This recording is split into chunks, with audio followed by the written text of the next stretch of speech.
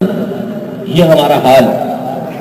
مسئلہ تقدیر، اگر ایک غیر مسلم پوچھے کہ آپ کے ہاں تقدیر کا کیا کانسیپٹ ہے، تو میں شرط سے کہتا ہوں کہ ہمارے مسلمان ہی نہیں بتا سکتے کہ تقدیر الہی کیا چیز ہے. الٹے سیدھے اور غلط کانسیپٹ ہمارے ذہن میں ہیں، لیکن جو صحیح اور اللہ تبارک و تعالیٰ اور اس کے رسول کریم صلی اللہ علیہ وسلم کی اس بارے میں تعلیم ہے، اس سے ہم محروم ہیں. اسی طریقے سے جن ہے، دوزخ ہے، آخرت ہے، آسمانی کتابوں کے بارے میں عقائد، جب ہم ان کو سیکھتے نہیں ہیں تو پھر ان میں خرابیاں پیدا ہوتی ہیں. تھوڑا سا ہم کسی کرائسس میں مبتلا ہو جاتے ہیں. آپ نے دیکھا ہوگا لوگ کہتے ہیں یار یہ اللہ نے کیا ظلم کر رکھا ہے، اللہ تعالیٰ تو ہمیں بھول گیا، یہ اللہ کا کیسا انصاف ہے. معاذ اللہ ثم معاذ اللہ، جس نے اپنے رب کی معرفت حاصل کرنے کی کوشش نہیں کی، اس کے زبان سے اس قسم کے جملے نکلتے ہیں اور یہ بسا اوقات اس کے ایمان کو ضائع کروا دیتے ہیں. بہت سے لوگ کہتے ہیں جی اوپر والا جانے، حالانکہ اللہ تبارک و تعالیٰ کے لیے جہت اور کوئی سمت کا تعین کرنا یہ منع ہے، اور اس کو ہمارے علماء نے کفر لکھا ہے. اسی طرح بعض لوگ تقدیر کو کوستے ہیں. میں خلاصہ یہ عرض کر دیتا ہوں کہ تقدیر کا مطلب ہوتا ہے اللہ تعالیٰ کا وہ فیصلہ جو اس نے ازل سے مخلوق کے لیے کر دیا، اسے کہتے ہیں تقدیر. تو تقدیر اللہ کے فیصلے کا نام ہے. اب ہوتا یہ ہے کہ ہم اپنی قسمت کو کوس رہے ہوتے ہیں. بعض لوگ کہتے ہیں جی بدقسمتی سے ایسا ہو گیا. بدقسمتی، قسمت کیا ہے؟ اللہ کا فیصلہ. بدقسمت کا مطلب اللہ کا برا فیصلہ، حالانکہ اللہ تعالیٰ کا ہر فیصلہ اچھا ہے، برا نہیں. لہذا بدقسمتی کا لفظ استعمال نہیں کرنا چاہیے. دوسرا یہ کہ وہ قسمت کو کوستے میں تو قسمت ہی خراب ہے، میری تو قسمت ہی پھوٹی ہوئی ہے، اللہ تو نے میری کیسی قسمت بنا دی ہے. تو قسمت کا مطلب اللہ کا فیصلہ ہے، اور اللہ کے فیصلے پہ جب زبان اعتراض دراز کرے گا تو پھر اس مسلمان کا ایمان بچنا بڑا مشکل ہے. چلیں یہ ایک الگ چیز ہے. اب ہے کہ معمولات بعض ایسے ہیں کہ جو بہت زیادہ رائج بھی ہیں اور اس کے بارے میں انسان جاننے میں بڑا شغف بھی رکھتا ہے. لیکن میری زندگی کا تجربہ یہ ہے کہ یہ بھی صرف رسمی کارروائی ہے. جو اصلی اسلامی عقائد کو سیکھنے چاہیے تھے ان میں دلچسپی کم، دوسروں میں زیادہ، لیکن ان میں بھی دلچسپی سرسری قسم کی اور سطحی قسم کی ہے. اسی لیے 20-25 سال سے صلاۃ السلام جمعے کی نماز کے بعد کھڑے ہو کر اجتماعی طور پہ اردو میں ہاتھ باندھ کر یا کسی بھی زبان میں پڑھنے والے سے آپ پوچھیں کہ یہ کیا ہے، کیا سنت ہے، کہاں سے ثابت ہے، اس کی دلیل کیا ہے، کیوں پڑھتے ہیں، اس کی شرعی حیثیت کیا ہے، کچھ پتہ نہیں. 11ویں کی اصل کیا ہے، کس نے شروع کی تھی، کیسے ہوئی، کچھ پتہ نہیں. چلے آپ 12ویں کے تھوڑے سے دلائل ہی بتاتے جواز کے، کچھ پتہ نہیں. یعنی ہمارے پاس لپا تلا کچھ بھی موجود نہیں ہوتا، سنی سنائی بات، اور وہ بھی ادھوری ذہن کے اندر محفوظ. اس لیے کہ ہم نے کبھی سنجیدگی کے ساتھ علم سیکھنے اور اسے اپنے ذہن میں محفوظ رکھنے اور اپنے گھر والوں کو سکھانے کی زحمت ہی گوارا نہیں کی ہے. یہی وجہ ہے کہ کوئی ذرا کراس کوشچن کرتا ہے تو پھر ہم اس کو دینی لحاظ سے مطمئن کرنے کے اپنے آپ کو قابل نہیں سمجھتے. اسی طریقے سے دوسرا علم ہے احکام شرعیہ عملیہ، یعنی ایسے احکام جن کا تعلق ہمارے عمل سے ہو، ایسے شرعی احکام. ان کا سیکھنا بھی ہر عاقل بالغ مسلمان مرد و عورت پر فرض ہے. جب مسلمان دیکھیں ہمارے نبی کریم صلی اللہ علیہ وسلم نے فرمایا جب بچہ 7 برس کا ہو جائے تو اسے نماز کا حکم دو، جب 10 برس کا ہو جائے تو اس کو مار کر نماز پڑھاؤ. میرا رب کریم قرآن عظیم میں ارشاد فرماتا ہے کہ وَأْمُرْ أَهْلَكَ بِالصَّلَاةِ وَاصْطَبِرْ عَلَيْهَا، اپنے گھر والوں کو نماز کا حکم دو اور خود بھی اس پر ثابت قدم رہو. لا نسألک رزقا، ہم تم سے رزق کا سوال نہیں کرتے، نحن نرزقک، رزق تو ہم تمہیں عطا فرمائیں گے. آج ہمارے مسلمان بھائیوں کو کہیں کہ جی آئیے علم دین سیکھیے، وہ جواب میں کہتے ہیں جی بیوی بچوں کے لیے کمانا بھی تو مفتی صاحب عبادت ہے، ٹائم ہی نہیں ملتا جی، اسی میں مصروف ہوتے ہیں. بھائی کمانا بھی عبادت ہے یا کمانا ہی عبادت ہے؟ بھی اور ہی کا فرق بھی جانے.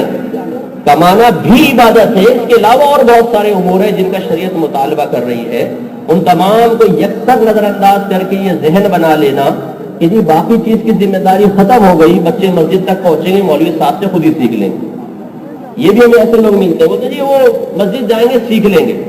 اگر دائرہ ادب میں رہ کر ان سے یہ کوشچن کر لیا جائے کہ ذرا یہ بتائیے آپ کی عمر کتنی ہے؟ جی 55 سال. کیا آپ نے علوم دین سیکھ لیے؟ یہ نہیں سیکھے. تو خود سوچئے کہ جب مسجد سے مکمل رابطہ رکھنے کے باوجود 55 سال تک آپ نہ سیکھ سکے تو اس بچے کے لیے کون سے ایسے ولی کی کرامت جاری ہوگی کہ یہ صرف مسجد سے تھوڑا سا تعلق رکھ کر ایک اچھا عالم دین یا کم از کم ضروری علم سیکھ لے گا؟ تو جو سرپرست کی اپنی ذمہ داری ہے وہ اس سے غافل رہتا ہے. اب جب سرکار فرما رہے ہیں کہ بچہ 7 برس کا ہو جائے تو نماز کا حکم دو، اس کا مطلب یہ ہوا کہ نماز کے سلسلے میں بیسکس اس کو 7 سال سے پہلے سیکھ لینی چاہیے.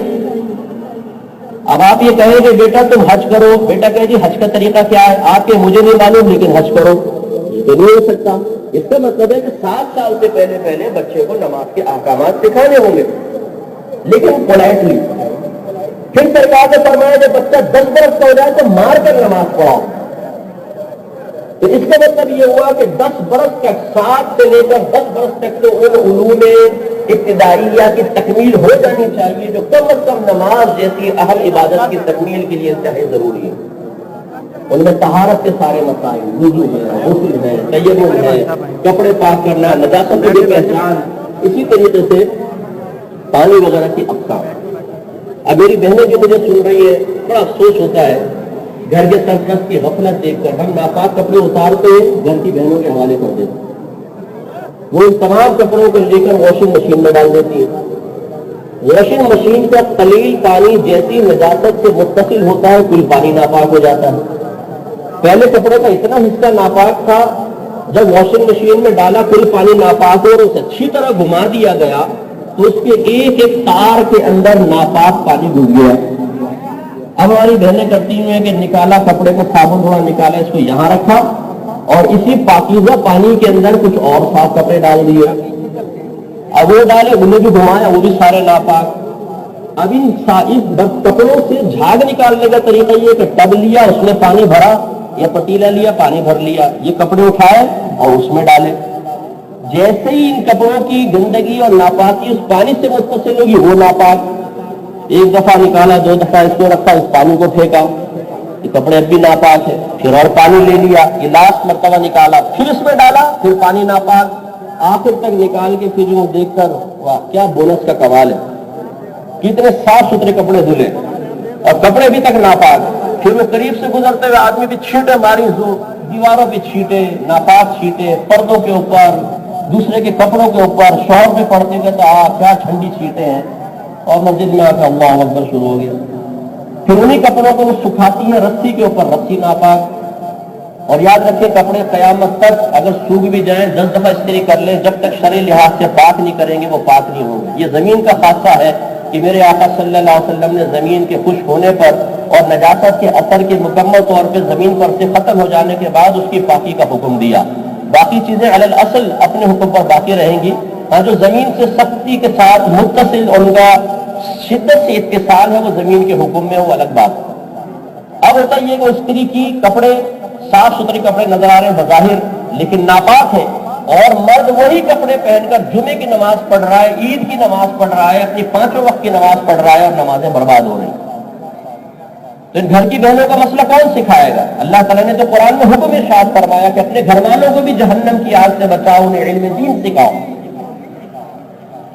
اسی طریقے سے اب پیسہ آ گیا تو زکوٰۃ کا علم سیکھنا فرض.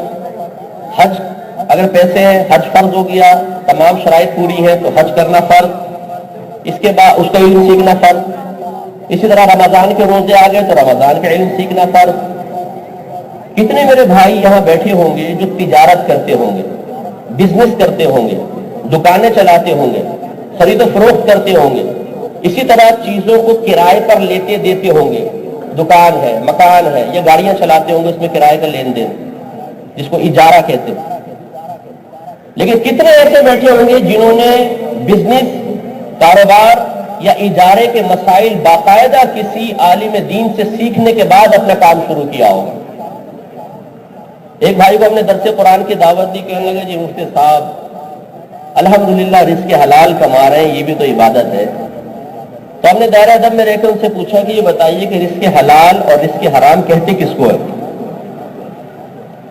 اب وہ سوچ میں پڑ کے کہنے لگے آپ بتائیں. میں نے کہا کما آپ رہے ہیں، بتاؤں میں؟ چلیں پھر بھی بتا دیتے ہیں آپ کو.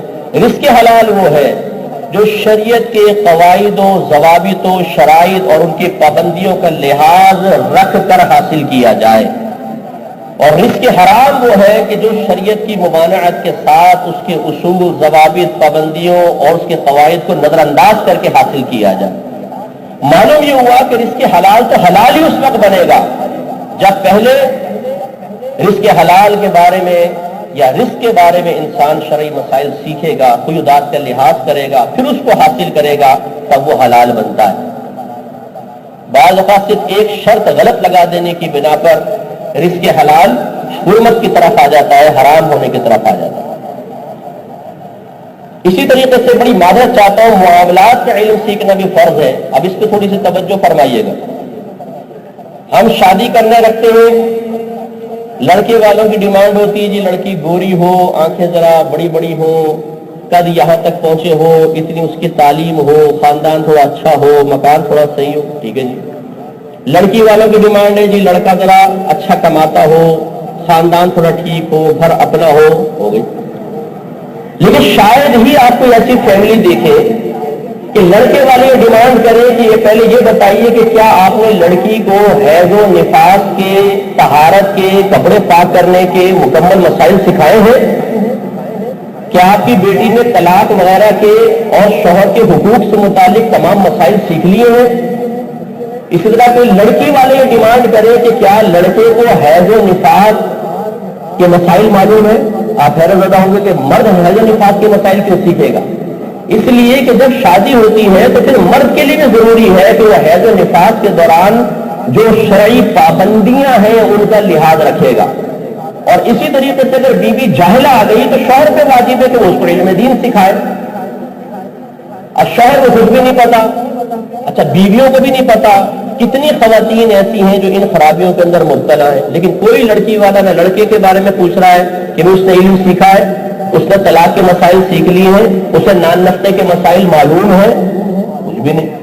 نتیجہ یہ نکلتا ہے کہ آج ہر گھر کے اندر ایک کھیچم پانی, اور ہم نے عاملوں کی دکانیں آباد کر رکھی ہیں. ذرا گھر میں لڑائی جھگڑا ہوا, عامل کے پاس پہنچ جاتے جی جھگڑا ہو گیا, وہ کہتا جی جادو کروا دیا. یہ جادو اصل میں کسی پھپھی یا تائی نے نہیں کروایا, بلکہ یہ جہالت کا جادو ہے. لڑکی کہتی ہے میرا حق ہے مجھے دو, حالانکہ اس کا حق نہیں ہے. شوہر کہتا ہے یہ میرا حق ہے مجھے تو, حالانکہ اس کے بہت سارے حق نہیں ہوتے ہیں. اور اس کھیچن پانی اور جنگ کے اندر وہ گھر کا سکون تباہ کر دیتے ہیں. مثال کے طور پہ میں مثال دیتا ہوں. بیٹا یہ کہتا ہے میری ماں کی خدمت کر, حالانکہ ساس کی خدمت کرنا بیوی پر شرعی لحاظ سے کوئی واجب نہیں ہے. اس پر تو شوہر کی مکمل خدمت کرنا بھی واجب نہیں ہے. اگر آپ شرعی مسئلہ سے سیکھیں, اس پہ نہ کپڑے دھونا واجب ہے, نہ کھانا بنانا واجب ہے, نہ شوہر کے کپڑے استری کرنا واجب ہے. کرے تو اچھی بات ہے, بہت اچھی بات ہے.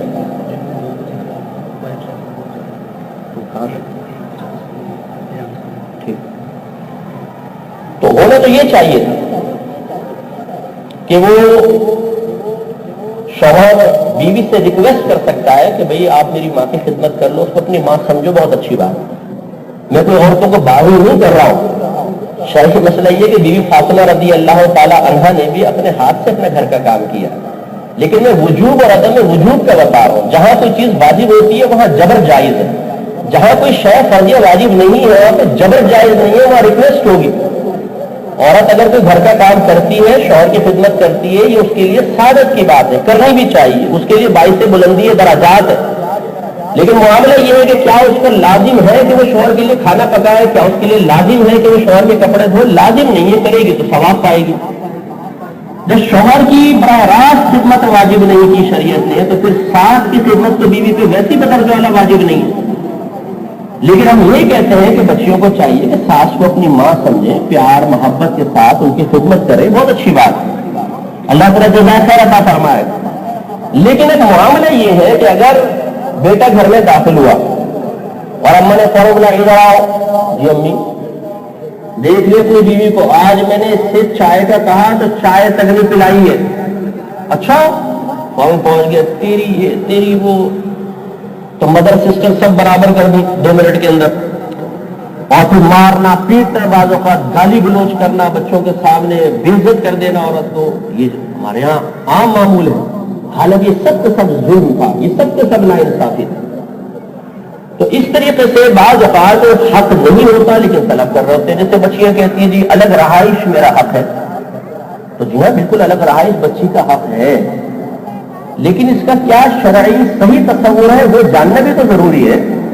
علماء نے لکھا کہ اگر جوائنٹ فیملی سسٹم ہے اور شوہر اپنی بیوی کو ایک الگ ایسا کمرہ دلوا دیتا ہے جس میں مثال کے طور پہ اٹیچ باتھ بھی ہے اور لڑکی اندر سے کنڈی لگا کر اپنی پرائیویسی کی حفاظت کر سکتی ہے اور جب باہر جائے تو وہ اپنا کمرہ بند کر کے جا سکتی ہے، تو یہی اصل میں ایک الگ رہائش کا شرعی تصور ہے۔ شوہر پر جو نان نفقے کے سلسلے میں لازم تھا، نان نفقہ 3 چیزوں کو کہتے ہیں، کھانا پینا، لباس اور رہائش، یہ دینا شوہر پہ لازم تھا۔ تو اگر وہ جوائنٹ فیملی میں ایک الگ روم اپنی بیوی کو لے کر دے دیتا ہے تو جو نان نفقے کے سلسلے میں سکونت فراہم کرنا شوہر پر فرض تھی وہ اس سلسلے میں بروز ذمہ قرار پائے گا۔ لیکن لڑکی یہ مطالبہ کرتی ہے کہ مجھے علیحدہ گھر لے کر دو، میں نے ساتھ نہیں رہنا ہے، اس میں جھگڑے پڑتے ہیں اور مسائل پیدا ہوتے ہیں۔ اسی طریقے سے گھر والوں کو تنبیہ کرنا بہت اچھی بات ہے، لیکن ہمارے یہاں یہ بہت بڑی جہالت ہے اور یہ علم دین کی کمی کی بنا پر ہی ہے کہ بیوی کو پاؤں کی جوتی سمجھا جاتا ہے۔ ہمارے بہت سارے پڑھے لکھے افراد ایسے، اور معذرت کے ساتھ اگر کوئی یہاں بیٹھا ہو تو وہ برا محسوس نہ کرے، بلکہ اپنے افعال و اعمال پر ایک تنقیدی اور محاسبانہ نگاہ ڈالے کہ چھوٹی چھوٹی بات پر بیوی کو اس کے عورت ہونے کا احساس دلانا، اس کے ساتھ جانوروں کا سا رویہ اختیار کرنا، اس کے خاندان کو ماں بہن کی گالیاں بکنا، اس کے چہرے پر تھپڑ مارنا، اسے اتنا مارنا کہ اس کے جسم پہ نیل پڑ جائے، وہ بھی اپنے بچوں کے سامنے، وہ بھی گھر والوں کے سامنے، وہ بھی مہمانوں کے سامنے، یہ سب یاد رکھیے کہ حرام اور گناہ کبیرہ ہے۔ یہ غلط ہے کہ بیوی کو اس طرح جانوروں کی طرح مارا جائے اور بات بات پر اسے عورت ہونے کا احساس دلایا جائے، یہ شوہر کے لیے غلط ہے، اسے اللہ کی بارگاہ سے توبہ کرنی ہوگی، یہ ظلم عظیم ہے۔ اگر کوئی مخلوق اللہ تبارک و تعالیٰ نے کمزور پیدا کی ہے اور اسے ہمارے ماتحت رکھا ہے تو اس کا مطلب ہرگز یہ نہیں ہے کہ ہر قسم کا ظلم کرنا ہمارے لیے روا ہو گیا، جائز ہو گیا، یہ بالکل غلط ہے اور حرام۔ اور ایسے شوہر کو آخرت میں محاسبے کے لیے تیار رہنا چاہیے۔ میں نے ایک جگہ بیان کیا کہ اگر شوہر نے ایسی کوئی غلطی کی ہو تو وہ توبہ کر لے، اور چونکہ بیوی کا حق میں کوتاہی کی ہے تو بہتر ہے کہ معافی مانگ لیں۔ تو کچھ بھائیوں نے کہا کہ جی مفتی صاحب کیا کہہ رہے ہیں، ہم معافی مانگے اپنی بیوی سے؟ تو وجہ کیا ہے؟ علم دین کی کمی ہے۔ آپ نے اپنا دماغ اتنا اونچا کیوں کر لیا؟ اور خصوصاً بڑی معذرت کے ساتھ بعض میں نے داڑھی والے دیکھے، صاحب علم حضرات دیکھے کہ جو اپنے گھر میں اس طرح کا نامناسب رویہ اختیار کیے ہوئے ہیں، وہ باہر جاتے ہیں تو دوسروں سے کہتے ہیں جی میں تو کتاؤں کمینوں آپ کے قدموں کی خاک ہوں۔ لوگ کہتے ہیں یار کتنا منکسر المزاج آدمی ہے، واہ آج دن کی ساری تو ختم ہے، اور گھر میں جاتے ہی وہ سلطان رائی بن جاتا ہے۔ گھر میں گھس کے دھوڑ دروازے کو لات ماری، کھانا نہیں ہے تو تیری یہ اور تیری وہ، بیوی کی 2 منٹ میں بے عزتی کر دیتے ہیں۔ اگر وہ بیویاں ان کی یہ باتیں باہر لیک آؤٹ کر دیں تو 2 منٹ میں آدمی کی عزت زوال پذیر ہو سکتی ہے۔ تو اس میں بھی بیویوں کا احسان ماننا چاہیے کہ وہ راز کو راز رکھتی ہے۔ تو کوئی بھی شخص ہو، کسی بھی مقام و مرتبے کا ہو، یہ ہرگز نہیں ہو سکتا کہ وہ جو ظلم روا رکھے اپنے بارے میں گمان کرے کہ اللہ تعالیٰ ضرور مجھ سے نظر انداز کرے گا اور میری اس میں کوئی گرفت نہیں ہوگی۔ اگر ایسا ہے تو میں آپ کو واقعہ عرض کر دیتا ہوں، ذرا دیکھیے کہ سید القونین سید المرسلین صلی اللہ علیہ وسلم کا عمل مبارکہ کیا ہے۔ رحمت کونین صلی اللہ علیہ وسلم حرمت صحابہ میں جلوہ افروز ہے۔ سرکار صلی اللہ علیہ وسلم نے فرمایا کہ اگر میں نے تمہارا مجھ پر کوئی بھی حق باقی ہو، میں نے تمہارے ساتھ کوئی ایسا معاملہ کیا ہو تو آج تمہیں اختیار ہے کہ تم اپنا بدلہ لے سکتے ہو۔ صحابہ کرام باطن میں کانپ گئے، یا رسول اللہ ہم سرکار سے بدلہ لیں گے؟ لیکن حضرت عکاشہ رضی اللہ تعالیٰ عنہ کھڑے ہو گئے، یا رسول اللہ میرا ایک حق آپ پر باقی ہے۔ صحابہ کرام کے چہرے کے رنگ متغیر ہو گئے۔ عکاشہ کی اتنی جرأت کہ سرکار سے مطالبہ حق، میرے آقا صلی اللہ علیہ وسلم نے فرمایا اوکاشا آگے آؤ اور کہو تمہارا کیا حق ہے. عرض کی یا رسول اللہ صلی اللہ علیہ وسلم ایک مرتبہ جب جہاد کے لیے صفوف تیار ہو رہی تھی میں سب سے تھوڑا سا پیچھے نکل گیا تھا تو آپ نے ایک چھڑی میری پشت پر ماری تھی, مجھے اس کا بدلہ چاہیے. آج کا کوئی حکمران ہوتا پہلی بات تو یہ کہ زبان سے یہ کلمات نکالنا ہی پہاڑ کے برابر ہے, اور اگر ریاکارانہ طور پہ یہ الفاظ زبان سے نکل بھی جاتی اور کوئی ماتحت یہ جرأت کر لیتا تو 2 منٹ میں اس کی اوقات یاد دلا دی جاتی کہ اپنی اوقات سے باہر نکل آئے. میں تو عاجزی کے الفاظ کہہ رہا تھا تم تیاری ہو گئے, لیکن میرے آقا صلی اللہ علیہ وسلم نے فرمایا کہ اوکاشا اگر یہی بات ہے تو چھڑی اٹھاؤ اور اپنا بدلہ لے لو. حضرت اوکاشا رضی اللہ تعالیٰ عنہ آگے بڑھے, صحابہ کرام کانپ گئے کہ اوکاشا یہ کیا کر رہا ہے. نبی کریم صلی اللہ علیہ وسلم کی پشت انور پر چھڑی, لیکن اوکاشا بڑھتے چلے گئے, قریب آئے. عرض کی یا رسول اللہ ایک اور مطالبہ ہے. فرمایا کیا؟ عرض کی کہ جب آپ نے میری پشت پہ چھڑی لگائی تھی تو میری کمر پر قمیض نہیں تھی. صحابہ کرام کی آنکھوں سے آنسو جاری ہو گئے, دل کانپ گئے کہ اوکاشا تم کیا بے ادبی کرنے لگے ہو.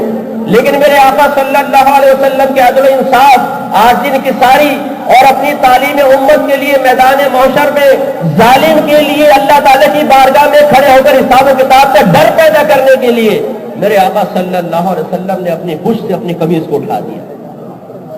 جیسی کمر سے پشت مبارکہ سے کپڑا ہٹایا, حضرت اوکاشا رضی اللہ تعالیٰ نے آگے بڑھ کے مہر نبوت کو بوسہ دے لیا.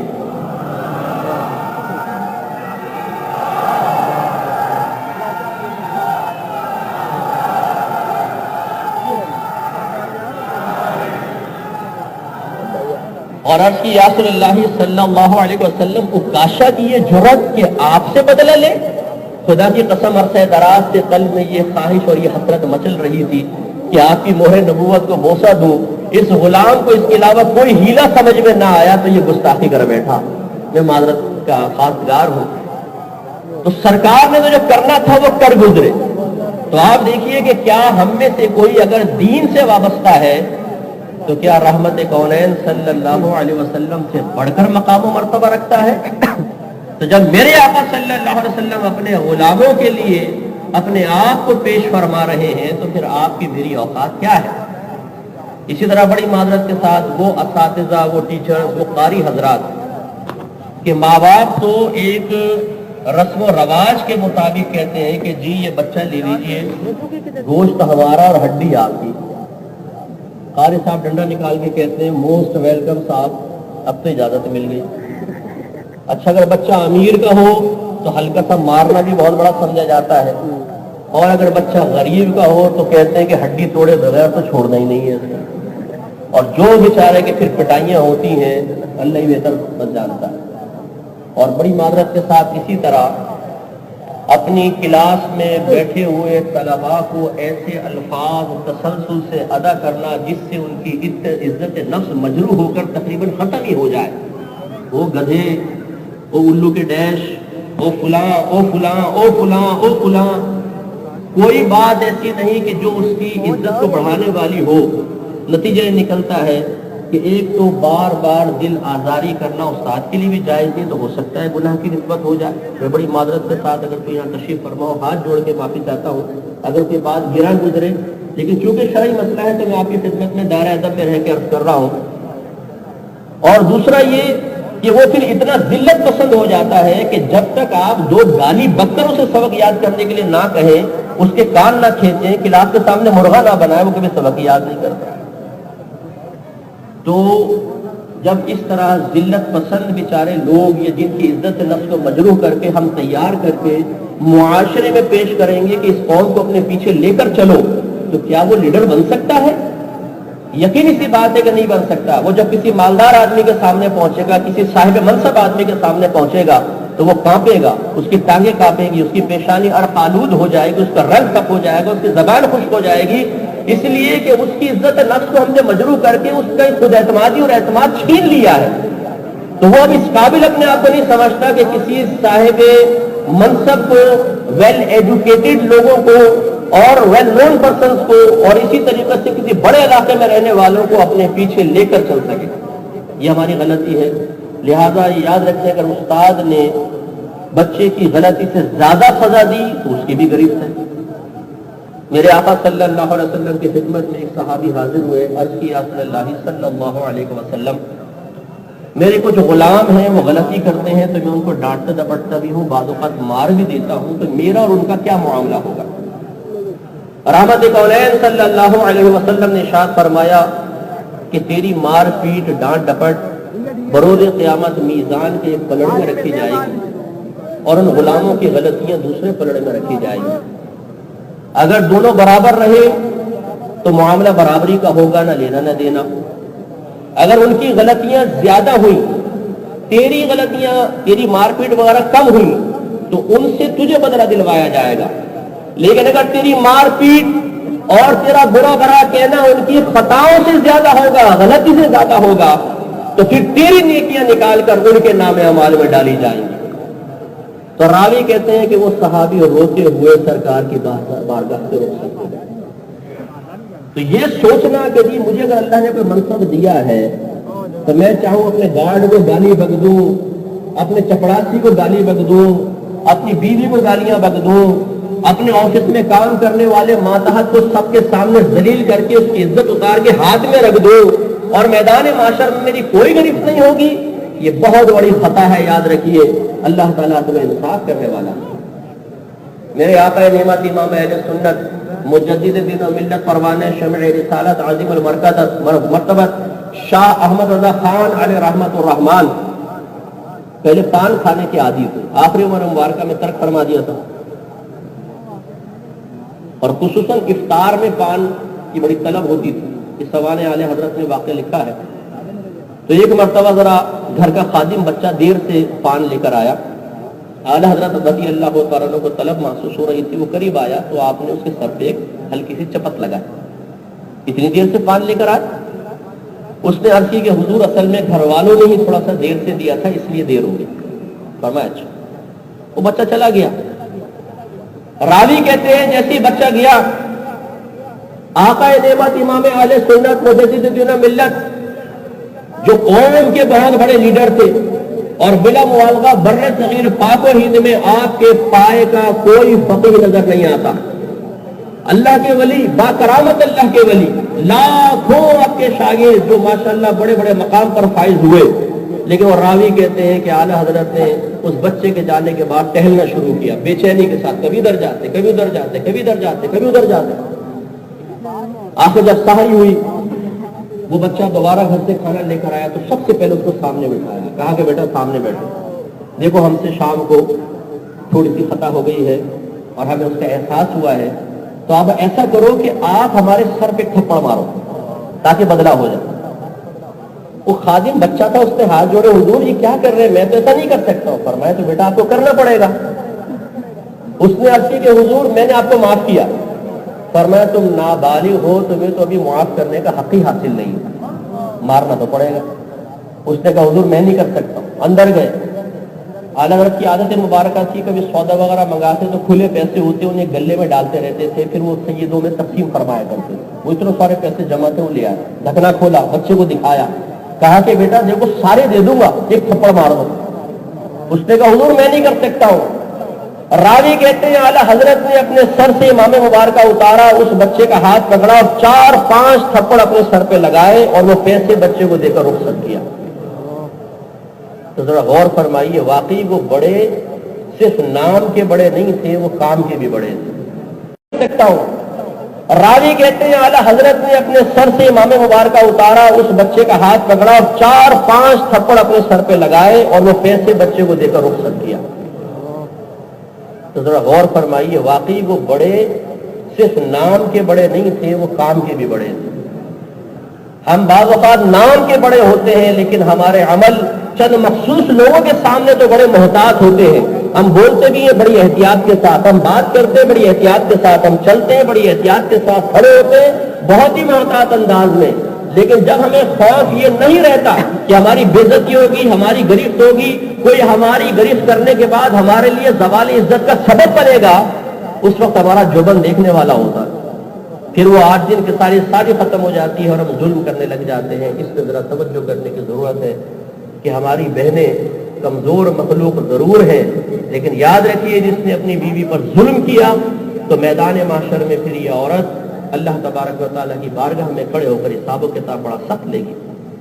اس لیے اس میں کوئی شرم کی بات نہیں ہے کہ انسان اپنی زوجہ سے جا کے معافی طلب کر لے کہ میں نے اپنی زندگی میں جو خطائیں کی، آپ پہ ظلم کیا، سختی کی، گالی بکی، دل آزاری کی، مجھے معاف کر دیں، ورنہ میدان معاشر میں پھر احتساب کے لیے انسان کو تیار رہنا چاہیے۔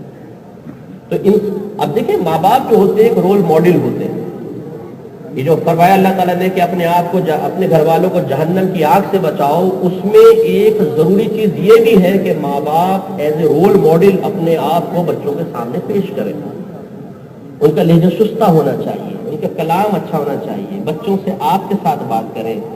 میاں بیوی کو چاہیے کہ کبھی بچوں کے سامنے لڑائی جھگڑا نہ کریں، کیونکہ لڑائی جھگڑے میں انسان ہائپر ہوتا ہے، پھر آؤٹ آف کنٹرول ہو جاتا ہے، بچے اس چیز کو دیکھ رہے ہوتے ہیں، ایک تو ان کے ڈر میں ذہن میں ڈر بیٹھ جاتا ہے، صدمہ بیٹھ جاتا ہے، خوف بیٹھ جاتا ہے۔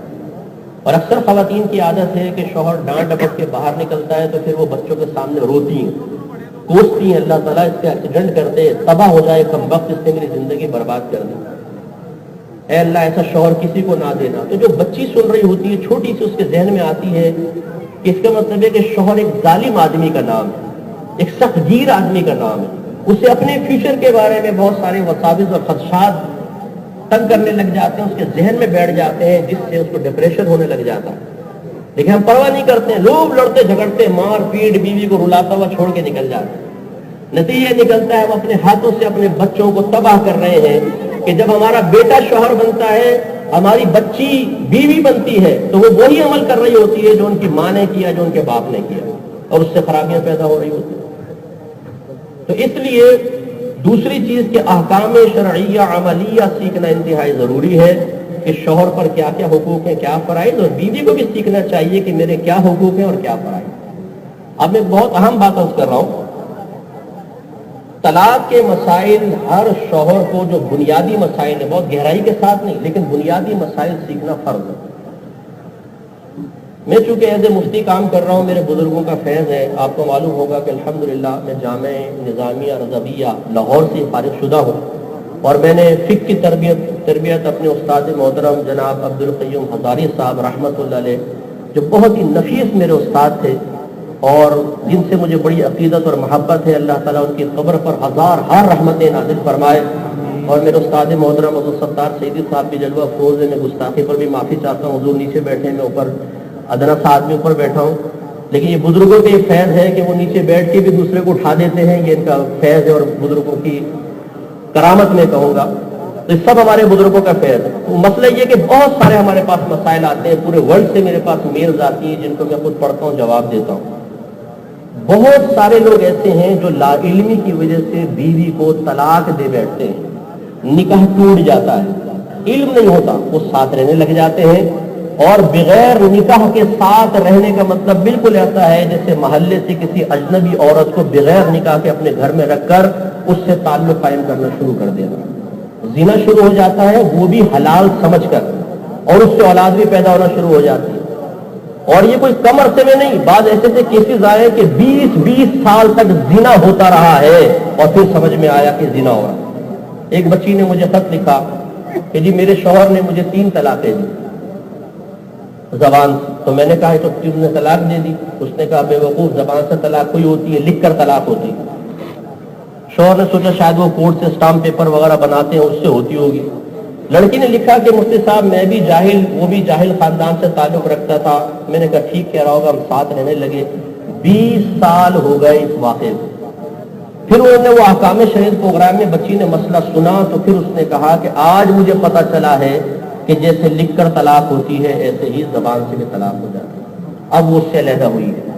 اب آپ بتائیں بڑی معذرت کے ساتھ اپنی بچیوں کے لیے صرف دنیاوی لحاظ سے اچھا رشتہ تلاش کرنے والے باپ جو یہاں جلوہ افروز ہے، میں ان سے گزارش کرتا ہوں ذرا یہ بتائیے، اگر شوہر نے بسا اوقات بیوی کے طلاق کے مطالبے پر یوں کہہ دیا نا، جا دفع ہو جا، یہ کنایا کے الفاظ ہیں، اور جب مذاکرہ طلاق میں شوہر یہ الفاظ زبان سے ادا کرتا ہے تو یہ نیت کے قائم مقام ہو جاتے ہیں، نیت کی بھی حاجت نہیں، فوراً عورت نکاح سے نکل جائے گی، اور طلاق بھی طلاق بائن پڑے گی، یعنی فوراً نکاح سے نکل جائے گی، اور رجوع کے لیے جدید نکاح درکار ہے، چاہے عدت میں نکاح کریں چاہے عدت کے بعد۔ ابھی ہمارے گھروں میں کتنا عام ہے، بیوی کہتی ہے چھوڑ دو مجھے، کہتا ہے جا دفع اپنے باپ کے گھر چلی جا، اور پھر کوئی پرواہ نہیں ہوتی، پھر کہتے ہیں صلح ہو گئی ہمارے درمیان۔ اس طرح کے بہت سارے الفاظ، لیکن یاد رکھیے گا یہ دفع وغیرہ کے الفاظ سے یہ کنڈیشنل ہوتے ہیں، مطلقاً اس سے طلاق نہیں ہوتی ہے، پہلے آپ کو کسی مستند مفتی صاحب سے رجوع کرنا پڑے گا، جیسے ہمارا جامع نظامیہ ہے، وہاں پر مفتیان کرام موجود ہے، کوئی بھی مسئلہ ہو، اور بھی ہمارے جو ادارے ہیں ماشاءاللہ یہاں پر، چونکہ میں ادھر سے پڑھا ہوں تو میرے نام وہ ذہن میں آتا ہے، نیمیہ وغیرہ ہے اور ادارے ہیں، آپ ضرور کسی مستند مفتی صاحب سے رجوع کریں فوراً کہ بھئی یہ الفاظ زبان سے نکل گئے، اس سے طلاق تو نہیں ہوتی۔ اسی طریقے سے ہمارے ہاں کاروبار کریں گے تو جو کاروبار سے ریلیٹڈ افراد ہیں ان سے مشورہ کریں گے، مکان لینا ہوگا مشورہ ہوگا، کاروبار کرنا دکان، لیکن جب طلاق وغیرہ کے مسئلے معلوم کرنے ہوں گے تو پھر ہم زیادہ سے زیادہ پہنچ جاتے ہیں پپو پان والے کے پاس، بھائی پپو یہ ہو گیا ہے، پپو پان والا جو ہمیں مشورہ دے دیتا ہے وہ مان لیتے ہیں۔ ہم سمجھتے ہیں کہ ہر داڑھی والا عالم دین ہوتا ہے، ہر حافظ عالم دین ہوتا ہے۔ تو ایک صاحب نے مجھے بتایا کہ انہوں نے اپنی زوجوں کو 3 طلاقیں دی، لڑکی چلی گئی میکے، یہ 3 طلاقیں ہو گئی، لڑکی کی ماں گئی کسی حافظ صاحب کے پاس، ان سے پوچھا جی مسئلہ یہ ہے، انہوں نے کہا ارے تو بڑا مسئلہ کوئی ہے، آپ ایسا کریں 60 مسکینوں کو کھانا کھلا دیں سب ختم ہو جائے گا۔ وہ اماں گئی، انہوں نے 60 مسکینوں کو کھانا کھلایا، میکے جا کے بولا جی طلاق ختم ہو گئی ہے، بیٹی کو آپ بھیج دو یہاں پر، وہ لے آئی، ساتھ رہنا شروع ہو گیا۔ اب آپ اندازہ کریں کہ 3 طلاق کے بعد عورت حرمت مغلظہ کے ساتھ نکاح سے باہر ہو گئی، بغیر حلالہ کے دوبارہ سابقہ شوہر کے پاس واپسی ممکن نہیں ہے۔ اور ہمارے بعض لوگ ایسے ہوتے ہیں کہ کسی بھی موقع پہ کسی سے بھی جا کے فتویٰ لے لیں گے، جو یہ بھی کہہ دے گا نا کہ 3 طلاقیں ایک ہوتی ہیں، اس سے فتویٰ لے آئیں گے اور ساتھ رہنا شروع کر دیں گے، اور یہ غلط، اس سے بیوی کبھی حلال نہیں ہوگی، اور پھر وہ گناہ شروع ہو جاتا ہے، اور پیدا ہونے والے بچے کا نسب اس باپ سے ثابت نہیں ہوگا، یاد رکھیں۔ اس لیے میں گزارش کرتا ہوں جتنے ماں باپ یہاں جلوہ افروز ہیں کہ اپنے بچوں کو تباہی کے دہانے پر نہ پہنچائیں، انہیں علم دین سکھائیں، کہ ہو سکتا ہے کہ غلطی سے بچوں کی زبان سے کلمات کفر نکل جائے، دائرہ اسلام سے خارج ہو جائے، یا اسی طریقے سے خدا نہ خواستہ آپ کا داماد آپ کی بیٹی کے بارے میں کچھ کلمات کہہ دے اور انہیں احساس بھی نہ ہو، اور خدا نہ خواستہ گھر میں گناہ شروع ہو جائے۔ اور تیسرا جو علم ہمیں سیکھنا اور سکھانا ہے وہ ہے گناہوں کی معرفت کا علم، اور گناہ 2 طرح کے ہوتے ہیں، ظاہری گناہ اور باطنی گناہ۔ ظاہری گناہ بھی سیکھنے ہیں، کون کون سے ہوتے ہیں، ان کی تعریفات کیا ہے، ان کی قباحتیں کیا کیا ہیں، ان کے عذابات کیا ہیں، اور ان سے بچنے کا طریقہ کیا ہے۔ ایسے ہی جتنے باطنی گناہ ہیں جن کا تعلق ہمارے قلب کے ساتھ ہے، ان کی صحیح معرفت حاصل کرنا، ان کے بارے میں بیسک نالج حاصل کرنا، پھر اس کا علاج، پھر اس پر عمل کر کے اپنے آپ کو گناہوں سے بچانا۔ لیکن آپ یہ دیکھ لیجئے کہ آج ہمارے کثیر مسلمان بھائی بعض اوقات بعض نیک اعمال کا ارتکاب کرنے کے بعد سمجھتے ہیں کہ ہم نے جنت کا راستہ طے کر لیا، لیکن جو جنت کے راستوں میں سے دوسرا اہم راستہ ہے اس کو فراموش کیے ہوئے ہیں۔ مثال کے طور پہ نماز پڑھ لیں گے، رمضان کے روزے رکھ لیے، تھوڑی بہت قرآن پاک کی تلاوت کر لی، کسی غریب کو کھانا کھلا دیا، ختم۔ لیکن جو دوسرا راستہ ہے گناہ سے مکمل طور پہ اپنے آپ کو بچانا، اس کی طرف متوجہ نہیں ہوتے، رات دن گناہ کر رہے ہیں، کرپشن کے ذریعے پیسہ کمایا جا رہا ہے، دولت کو ڈبل ٹرپل کرنے کی کوشش کی جا رہی ہے، اس میں جھوٹ بھی ہے، اس میں دھوکہ دہی بھی ہے، اس میں ناجائز قبضے بھی ہیں، لوگوں کی جیبیں خالی کرائی جا رہی ہیں، فراڈ کیا جا رہا ہے، جھوٹ بول کے سودا بیچا جا رہا ہے، لیکن کوئی پرواہ نہیں ہے، جی کھانا بھی تو کھلا دیتا ہوں، غریبوں کو میں نے شادیاں کروا دی، میں نے نماز بھی تو پڑھی ہے، میں نے 10 حج بھی تو کیے ہیں۔ ان اعمال کو دیکھ کر انسان گناہوں کی طرف سے غافل ہو جاتا ہے، حالانکہ اللہ تبارک و تعالیٰ نے واضح طور پہ قرآن عظیم میں ارشاد فرمایا، یا ایھا الذین آمنوا ادخلوا فی السلم کافہ، اے ایمان والو اسلام میں پورے داخل ہو جاؤ۔ اسلام میں بعض معاملات میں چوائس نہیں ہے، یہ نہیں کہ جی میں ایک راستہ اختیار کر لوں کہ جی بس تھوڑے بہت نیک عمل کر لوں، باقی گناہوں کا معاملہ اللہ تو ضرور معاف کر دے گا، کاش ہمارا ذہن بن جائے کہ اللہ تعالیٰ جہاں رحمان و رحیم ہے وہاں قہار و جبار بھی تو ہے، وہ غریب بھی تو فرما سکتا ہے. تو گناہوں کی معرفت اور پھر اپنے ظاہر و باطن کو مکمل طور پہ گناہ سے بچانے کی کوشش انتہائی ضروری ہے. تو اللہ تعالیٰ نے فرمایا ایمان والوں اپنے آپ کو اور اپنے گھر والوں کو جہنم کی اس آگ سے بچاؤ جس کا ایندھن آدمی اور پتھر ہے. تو میں نے آپ کو خلاصہ ذکر کیا، خود بھی علم دین سیکھنا ہے، گھر والوں کو سکھانا ہے، خود بھی نیک عمل کرنا ہے، اپنے گھر والوں کو بھی نیک عمل کی ترغیب دینی ہے، خود بھی گناہ سے بچنا ہے اور اپنے گھر والوں کو بھی گناہوں سے بچانا. لیکن ان تینوں میں جو کوتاہی ہو رہی ہے، میں نے آپ کو عرض کیا یہ بہت خطرناک کوتاہی ہے.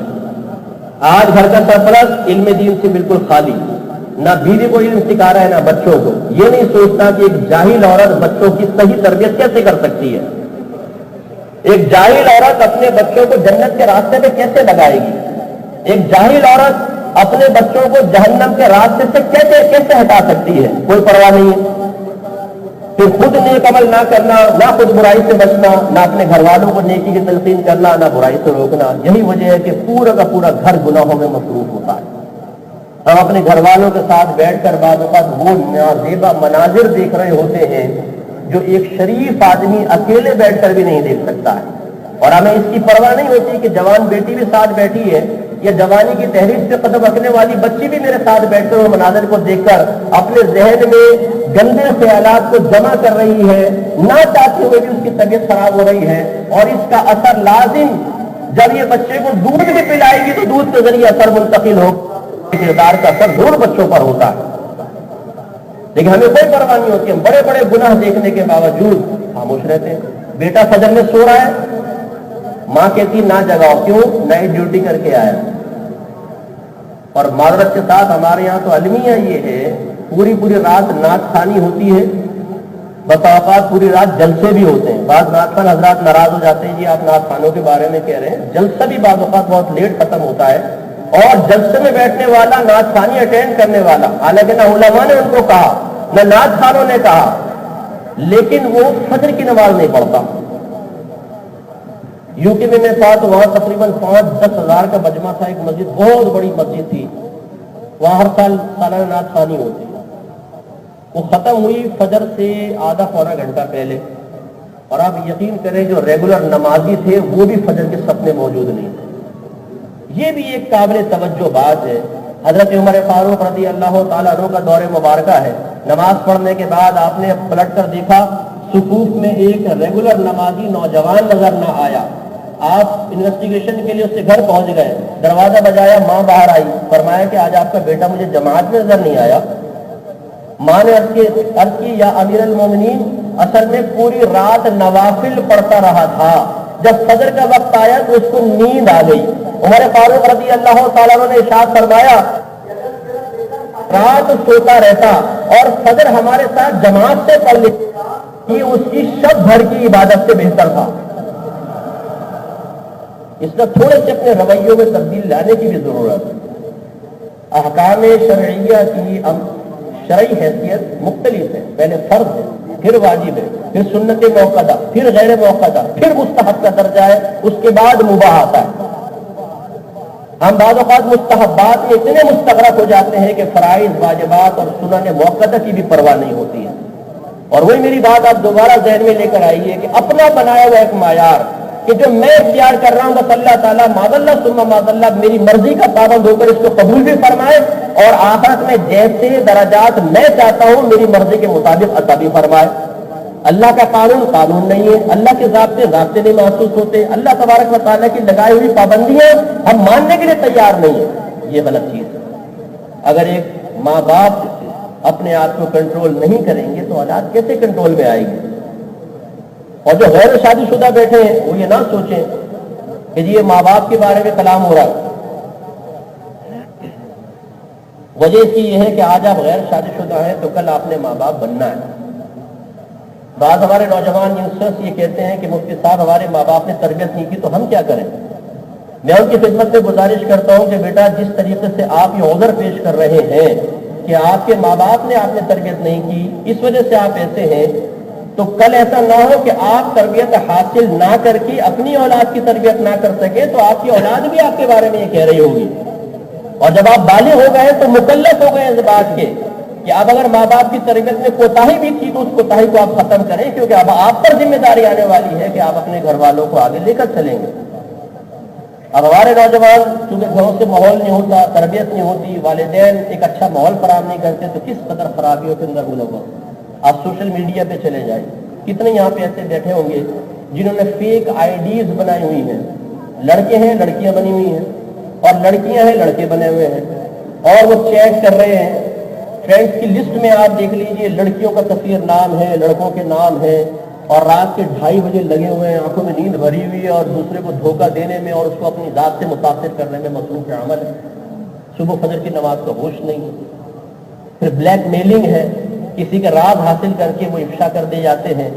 اس طرح نوجوان اپنے آپ کو تباہ کر رہے ہیں، اور بڑی معذرت کے ساتھ کہ بعض شادی شدہ اولاد کے جوان ہونے کے باوجود وہ بھی اندر سے کنڈے لگا کے رات کے 2:30 بجے لگے پڑے ہیں کمپیوٹر پہ کہ کوئی حور پری مل جائے تو اس بابا کو بھی سیٹ کر لے یا بابا اس کو سیٹ کر لے۔ کوئی حیا شرم کرنی چاہیے ایسے ٹھرکی حضرات کو کہ آپ کی اولاد جوان ہو رہی ہے، بیوی کا حق آپ صحیح طریقے سے ادا نہیں کر رہے ہیں، اور آپ چیٹ کر رہے ہیں، وہ بھی اتنی خراب قسم کی چیٹنگ، تو توبہ کرنی چاہیے۔ وجہ کیا ہے؟ یہ وہی جس نے اللہ کے دین کو معمولی سمجھا، جس نے اللہ تعالیٰ کے احکام کو پس پش پھینکا، جس نے اپنی آخرت کو فراموش کیا، جس نے اپنی موت کی جانب سے آنکھیں پھیر لی، جس نے اللہ تعالیٰ کی بارگاہ میں کھڑے ہو کر اپنی زندگی کے حساب و کتاب کو فراموش کر دیا، وہ دنیا میں بھی ذلیل و خوار ہوگا اور آخرت میں بھی ذلیل و خوار ہوگا۔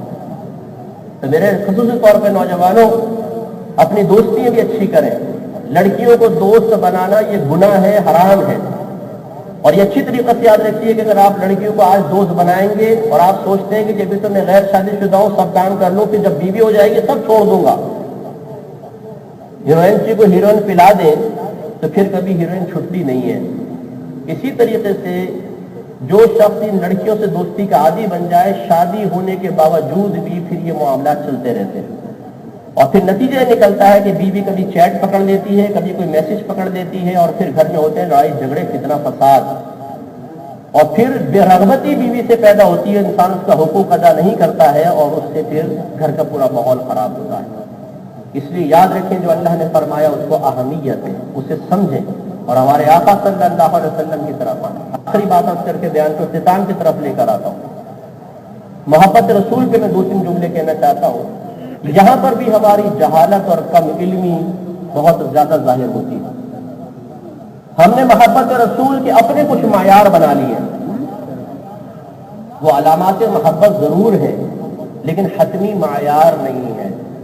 مثال کے طور پہ بات کہتے ہیں جی میں نے نعت خوانی کرتا ہوں، میں نعت خوانی میں جاتا ہوں، میں 11ویں کرتا ہوں، 12ویں کرتا ہوں، کھانے کھلاتا ہوں، سرکار سے محبت رکھتا ہوں، نعرے لگاتا ہوں، عشق رسول میرے دل میں ہے۔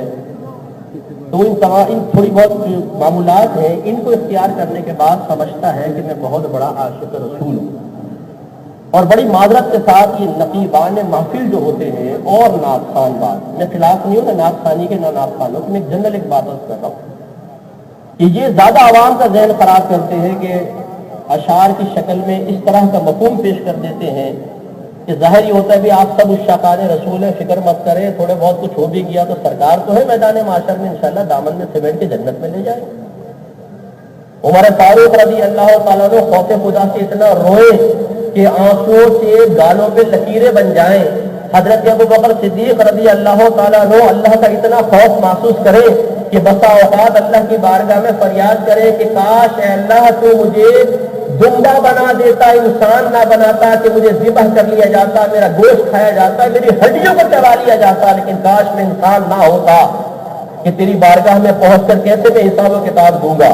وہ جلیل القدر لوگ اتنے خوف زدہ، اور ہمارا ایک مسلمان اس قسم کے اشعار سننے کے بعد اور نقیبان محفل کی طرف سے خوبصورت وعدے اور خوبصورت مناظر پیش کرنے کے بعد بے نمازی بھی ہے، عورتوں کے چکر میں بھی ہے، زبان سے گالیاں نکل رہی ہیں، حرام کھا رہا ہے، حرام پی رہا ہے، ماں باپ سے بدتمیزیاں کر رہا ہے، ان کی آنکھوں میں آنکھیں ڈال کر ان سے گفتگو کر کے سخت لینے کے ساتھ انہیں ان کی کمزوری کا احساس دلا رہا ہے، بیوی کا صحیح حق ادا نہیں کر رہا، لیکن وہ سمجھتا ہے کہ انشاءاللہ جب میدان معاشر میں پہنچوں گا تو فرشتے میرے پاس آ کر کہیں گے حضور آپ کہاں سے تشریف لائیے، جنت آپ کا انتظار کر رہی ہے، اور وہ سیدھا جنت میں چلا جاؤں گا۔ یہ اس طرح کی کچھ فہمیوں میں مبتلا ہو کر انسان نے اپنے آپ کو تباہ کر لیا. یاد رکھیے کہ محبت رسول انتہائی ضروری ہے.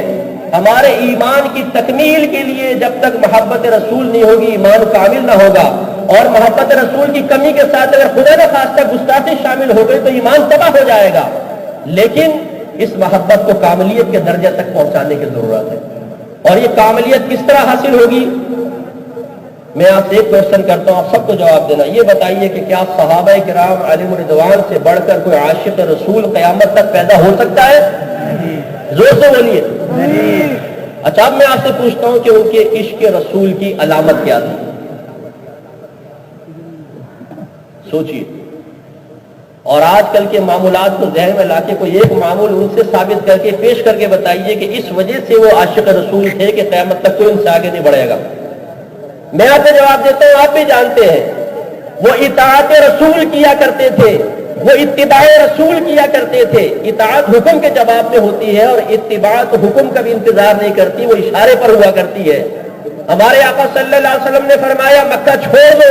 انہوں نے اپنے کاروبار, اپنے ماں باپ, اپنا خاندان, اپنی برادری, اپنے باغات, اپنے مویشی چھوڑ دیے اور تنگدستی کے ساتھ نکل کر مدینہ منورہ آ گئے. سرکار نے مدینہ منورہ کی انصار صحابہ سے فرمایا اپنے ایک مہاجر بھائی کو اپنے ساتھ رکھو اور اپنا آدھا مال ان کو دے دو. انہوں نے ذرا قسم پیش نہ کیا, اپنے آدھے مال سرکار کی بارگاہ میں پیش کر دیے. سرکار نے فرمایا جانیں قربان کرنی ہے, انہوں نے گردنیں آگے کر دی. سرکار نے ارشاد فرمایا کہ مال دینا ہے, انہوں نے اپنے گھر کا سارا مال قدموں میں لا کے ڈھیر کر دیا. اس اطاعت رسول کے جواب میں اللہ تبارک و تعالیٰ نے انہیں وہ عاشق بنا دیا کہ قیامت تک کوئی ان کا مقابلہ نہیں کر سکتا. اور ایک ہم عاشق رسول ہے کہ نبی کریم صلی اللہ علیہ وسلم کے نام کے نعرے لگانے کے لیے تیار ہے, آپ کی نعت پڑھنے کے لیے تیار ہے, جھومنے کے لیے تیار ہے, لیکن جب میرے آقا صلی اللہ علیہ وسلم کا حکم ہمارے سامنے آتا ہے تو معاذ اللہ ہم کہتے ہیں رسول اللہ بس معذرت یہ نہیں کر سکتا ہوں. نعرے کتنے خوبصورت, غلامی رسول میں بولیے سے غلامی رسول میں موت بھی قبول ہے. لیکن کاش یہ نعرہ بھی لگے کہ غلامی رسول میں داڑھی بھی قبول ہے, غلامی رسول میں 5 وقت نماز باجماعت پڑھنا بھی قبول ہے, غلامی رسول میں علم دین سیکھنا بھی قبول ہے, غلامی رسول میں لڑکیوں کا پیچھا چھوڑ دینا بھی قبول ہے, غلامی رسول میں اپنی بیوی کے ساتھ عدل و انصاف کرنا بھی قبول ہے, غلامی رسول میں گناہوں کی زندگی ترک کر دینا بھی قبول ہے, غلامی رسول میں حرام رزق چھوڑ کر حلال حاصل کرنے میں استقامت حاصل کرنا بھی قبول ہے. ہمارے بھائی کہتے ہیں مدر صاحب ہلکا ہاتھ رکھیں, ہم اتنی سختی کے عادی نہیں ہیں. ہمیں تو یہ بولے کہ جو مرضی کرو میدان معاشر میں, فکر مت کرو, جنت تو بنی ہی آپ ہی کے لیے ہے. ہاں صحیح بات ہے کہ جنت تو بنی ہی محبت رسول رکھنے والے کے لیے ہے, اس کا کوئی انکار نہیں کر سکتا. لیکن وقت محاسبہ یہ ہے کہ کیا انسان واقعی اس عشق رسول کے مقام پر فائز ہے کہ نہیں. میں آپ سے پوچھتا ہوں, آخری بات پھر بیان ختم کرتا ہوں. ایک ماں بیٹھی ہوئی تھی, اس کا بیٹا پاتا ہے, کہنے لگا امی مجھے آپ سے بڑی محبت, آپ پر میری جان قربان, میرے بیوی بچے قربان, میرا مال قربان. ماں بڑی خوش ہوئی. ماں نے کہا بیٹا ایک گلاس پانی پلانا. اماں میرے پاس ٹائم نہیں ہے, پانی نہیں پلا رہا. ماں نے کہا بیٹا تھوڑی دیر بیٹھ جا, تو اس سے بات کرنے کو دل چاہ رہا ہے. اماں میرے دوستوں کو ٹائم دیا ہوا ہے. ماں نے کہا بیٹا دیکھ فلاں سے مت ملو, بڑا برا آدمی. اماں اس سے تو میں بہت ملوں گا, بہت اچھا آدمی ہے, میرے تو وقت بڑا اچھا پاس ہو جاتا. ماں نے کہا بیٹا اس سے مل, وہ بہت نیک آدمی. اماں اس کے تو مجھے شکل سے بھی نفرت. بیٹا یہ کھا لے, میرا دل نہیں چاہ رہا. بیٹا فلاں جگہ نہ جا, ضرور جاؤں گا. پھر آخر میں کہتا ہے لیکن امی آپ پر میری جان قربان, آپ سے بڑی محبت ہے, بڑا پیار ہے, بڑا عشق. بتائیے دعوی محبت ماں میں سچا ہے کہ جھوٹا ہے؟ دو سے بولیے. جھوٹا. کیوں؟ دعویٰ تو کر رہا ہے وہ کہ ماں میری تیرے قدموں پہ میری جان بھی قربان. وجہ اس کی یہ ہے کہ ماشاءاللہ آپ جی شعور ہیں, آپ نے یہ فیصلہ کیا کہ دعویٰ جب دلیل کے مطابق اور دلیل دعوے کے مطابق نہ ہو, اور یہاں یہی مناسب ہے کہ جب آپ کی دلیل آپ کے دعوے کے مطابق نہیں ہے تو وہ دعویٰ بیکار ہے. ایک بزرگ نے فرمایا کہ انسان کا عمل اس کے قول پر سچا یا جھوٹا کر دیتا ہے. ہم کہتے ہیں یا رسول اللہ آپ کے لیے میرا مال قربان, جان قربان, سب کچھ قربان, اور جب میرے آقا صلی اللہ علیہ وسلم کا فرمان انسان سے اس بات کا مطالبہ کرتا ہے کہ تم اپنی نفسانی خواہش کو قربان کر کے چہرے پہ داڑھی سجاؤ، ہم کہتے ہیں ہم نہیں کر سکتے. 5 وقت نماز پڑھ لو کہ نماز میں میری آنکھوں کی ٹھنڈک ہے، ہم کہتے ہیں ہمارے پاس ٹائم نہیں ہے. سرکار فرمائے اس کے حلال کماؤ، ہم کہتے ہیں ہم یہ نہیں کر سکتے ہیں. سرکار فرماتے ہیں کہ برے فعل نہ کرو، ہم کہتے ہیں بغیر ہمیں سکون ہی نہیں ملتا ہے. تو پھر بتائیے عشق رسول کا دعویٰ سچا رہے گا یا جھوٹا ہوگا؟ لیکن میں پھر بھی نہیں کہتا ہوں کہ جھوٹا ہوگا. شیخ عبداللہ محدث دہلوی رحمۃ اللہ علیہ نے واضح طور پر لکھا کہ سرکار کی نافرمانی، اللہ کی نافرمانی اور محبت رسول جمع ہو سکتی ہے، یہ ہو سکتا ہے. لیکن انہوں نے یہ ضرور لکھا کہ اگر کوئی شخص ایسا عمل کرے گا تو لازم وہ عشق و محبت رسول میں ناقص ہوگا، کبھی کامل نہیں ہو سکتا. اس لیے میرے بھائیوں، بس آخری بات، میرے آقا نعمت امام اہل سنت مجدد دین و ملت پروانہ شمع رسالت شاہ احمد رضا خان علیہ رحمت الرحمان نے اپنے پیغامات میں ہمیں یہی سمجھایا ہے کہ تمہارے نبی کے بڑے احسانات ہیں، انہوں نے تمہارے ساتھ بہت معاملات کیے ہیں، انہوں نے تمہارا ہاتھ پکڑ کے تمہیں جنت کے راستے سے ہٹا کر جنت کے راستے پر لگایا ہے. اس نبی کے احسانات کا ہی تقاضا یہ ہے کہ ان کا کہنا مانا جائے. جب کوئی ہمارے ساتھ مروت کا معاملہ کرتا ہے تو ہم اس کا احسان مانتے ہیں اور اس کی اطاعت کرنے کی کوشش کرتے ہیں. تو آخر میں چند اشعار پڑھ کر اپنا بیان ختم کرتا ہوں، اور ذرا ان اشعار پر غور کریں کہ میرے آقا صلی اللہ علیہ وسلم کس طریقے سے اپنے امت کی طرف فرما رہے ہیں، فرماتے رہے ہیں اور قیامت تک فرماتے رہیں گے. کیا ایک امتی کے لیے یہ بات مناسب ہے کہ اس کے نبی تو اتنا کرم فرمائے اور اس کے کرم کے جواب میں وہ بے دردی کے ساتھ اپنے نبی کے احکامات کو فراموش کر کے اس کو روحانی اذیت اور تکلیف پہنچائے؟ تو ان اشعار کے آخر میں آئے گا یہ ہے، ان سے مراد میرے سرکار صلی اللہ علیہ وسلم کی ذات. اعلیٰ حضرت فرماتے ہیں کہ سچی بات سکھاتے یہ ہے، سیدھی راہ چلاتے یہ ہے، ہلتی نیند جماتے یہ ہے، روتی آنکھ ہنساتے یہ ہے، جلتی جان بجھاتے یہ ہے، قصر دنا تک جس کی رسائی جاتے یہ ہے، آتے یہ ہے، رنگے بے رنگوں کا پردہ دامن ڈھک کے چھپاتے یہ ہے، ٹھنڈا ٹھنڈا میٹھا میٹھا پیتے ہم ہے پلاتے یہ ہے، نزع روح میں آسانی دے کلمہ یاد دلاتے یہ ہے، مرقد میں بندوں کو تھپک کے میٹھی نیند سلاتے یہ ہے، باپ جہاں بیٹے سے بھاگے لطف وہاں فرماتے یہ ہے، ماں جب اکلوتے کو چھوڑے آ آ کہہ کے بلاتے یہ ہے، اپنی بنی ہم آپ بگاڑے کون بنائے بناتے یہ ہے، رافع نافع دافع شافع کیا کیا رحمت لاتے یہ ہے، سلم سلم کی ڈھارت سے پل سے پار چلاتے یہ ہے، کہہ دو رضا سے خوش ہو خوش رہے مجدہ رضا کا سناتے یہ ہے.